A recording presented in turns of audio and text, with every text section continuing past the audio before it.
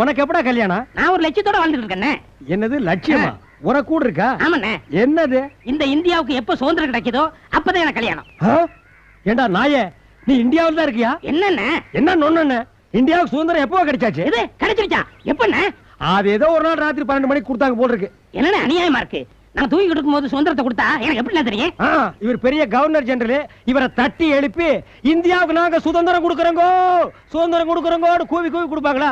நாயே 50 வருஷம் ஆச்சு கொடுத்து, இப்ப வந்து பழைய தோலை நாய் கடிச்ச மாதிரி கடிச்சிட்டு இருக்கான் பாரு. அப்போ நான் பிறக்கிறதுக்கு முன்னாடியே கொடுத்துட்டாங்களா? இறக்கிறதுக்கு முன்னாலேயாவது இந்த உண்மையை தெரிஞ்சுக்கிட்டியே, அது இந்தியாவுக்கு ரொம்ப நல்லதுடா.